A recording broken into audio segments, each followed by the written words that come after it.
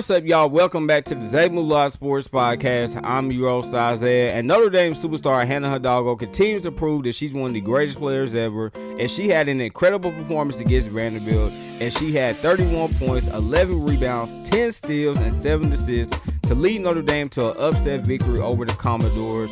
And y'all, this was truly one of the best performances I've ever seen. To see her dominate both sides of the ball in the fashion that she did was absolutely remarkable. And Vanderbilt is a very talented team who has, two incredible guards in Michaela Blakes and Aubrey Galvin. So it's not like she did this against bad competition. No, she had this legendary performance against elite competition, y'all, against a team that is, I would say, definitely much better than her team. But because of her dominance, she was able to elevate her team over the Vanderbilt Commodores, y'all, and lead them to the Elite Eight for the first time since 2019. And I don't want us to take Hannah Hidalgo's greatness for granted, because I know she's making it look easy on the floor, y'all. But this season has by far been the most difficult year of her career, because for the first time in her career, she has not been surrounded by great players. Her first 2 years, she had players like Olivia Miles, Sonia Citron, Maddie Westbell, and Latu King. Notre Dame had great players around her that can make her job easier. But this season, y'all, it has been totally different, because she doesn't have great players around her. She doesn't have a great team around her. So because of that, she's had to do everything at a high level, not just defending, because she's always been an elite defender. But this season, y'all, she had to become an elite scorer, right? She's averaging 25.2 points per game. She's also become a better passer and rebounder, averaging over 5 rebounds and assists per game. And what's crazy is, y'all, she's actually leading the team in rebounds, although she's only 5'6". And so, again, that just goes to show you she's literally had to do everything for Notre Dame. I mean, it reminds me in 2007 when LeBron led the Cavs to their finals. And he didn't lead them to the finals because he had great players around him. No, he led them to the finals because of his dominance, because of his greatness, because he had to do everything to make that team even somewhat competitive. And you saw this season, y'all, although Hannah Hidalgo was having these legendary performances, Notre Dame was still struggling. I mean, at one point, they were 13-8, and it seemed like they were going to be in jeopardy of missing the NCAA tournament.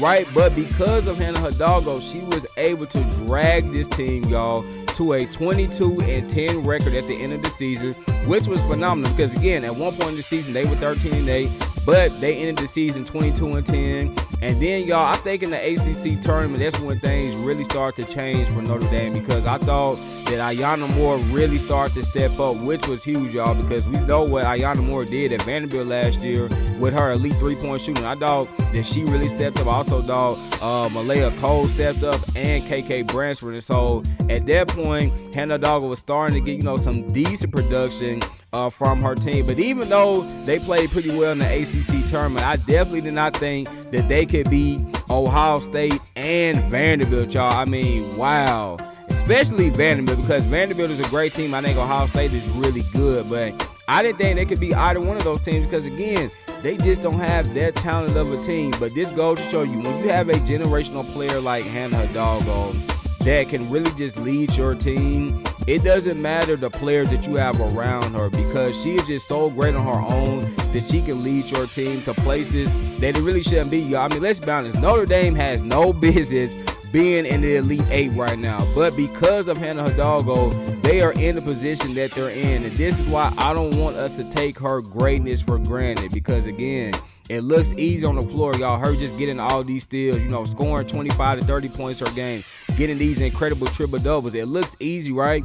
But it's not, because, dang, she's doing this, and teams know she is the primary, elite player for Notre Dame. Like, they are keying in on her every single possession, both offensively and defensively, and she's still having these type of performances, y'all. And I thought yesterday she did an incredible job, not just with her scoring and with her defense, but with her playmaking, y'all, getting her teammates involved. Again, all season long, Notre Dame has really struggled to support her, but I thought yesterday she just did a great job of getting her teammates involved. But when you look at what she did from a scoring perspective, y'all, I mean, she shot 56% from the floor.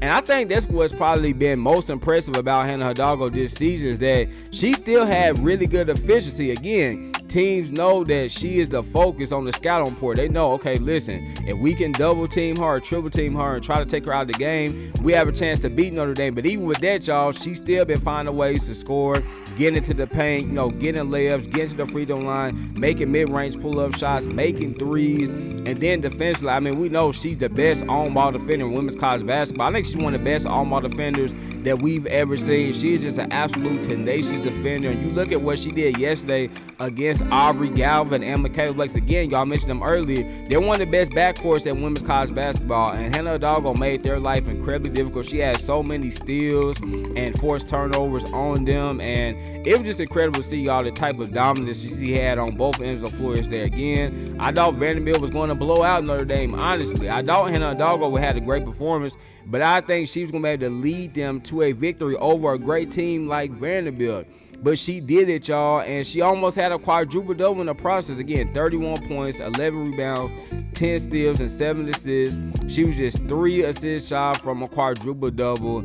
And just to see a player, y'all, have this type of dominance, have this type of brilliance on both sides of the ball, and she's actually able to lead her team to victory. Very rare to see that, because sometimes you'll see players that can have incredible stats, that can get these triple doubles, but it's not actually translating to wins for their team. But with Hannah Hidalgo, y'all, not only is she going to have these incredible stats, but she is going to be able to lead her team to victory, put the team on her back and say, hey, never fear, I'm here. I'm going to carry us. I'm going to lead us to the promised land. And now, y'all, they have an incredible opportunity on tomorrow against UConn. Now, I think UConn is going to blow them out, because I just think UConn is by far the best team in women's college basketball. But, hey, I would not be surprised, though, if Notre Dame makes it at least a competitive game, because, again, when you have a generational player like Hannah Hidalgo, as KG once said, y'all, anything is possible. I mean, I did not think that Notre Dame would be in the predicament that they're in. To think that they made it farther in the tournament this year, y'all, than they did last year. And, again, last year they had, that great team around Hannah Hidalgo. I mean, just go to show you, she is truly a generational player. She is truly a one-of-a-kind player, y'all. And sometimes I think we throw around that term generational, too loosely. But, y'all, it is definitely appropriate for Hannah Hidalgo. When you look at what she has done this season, and she's been a great player. Her first 2 years, freshman to sophomore year, she was absolutely incredible, y'all. But this season, when her team has needed her the most, she has stepped up every single time, y'all, and now she has them in the Elite Eight with the chance to potentially go to the Final Four. I mean, wow. It's going to be incredible to see, y'all, what else she has stored for us. But I know this, she is definitely going to continue to have incredible performances, because she is an incredible player. So there you have it, man. This was me discussing Hannah Hidalgo's legendary performance against the Vanderbilt Commodores yesterday, and why she is one of the greatest players we ever seen. Remember, y'all, laughter is good medicine. So what? Make sure you get your daily dose. Y'all know I'm an man. I love y'all. God bless. Peace.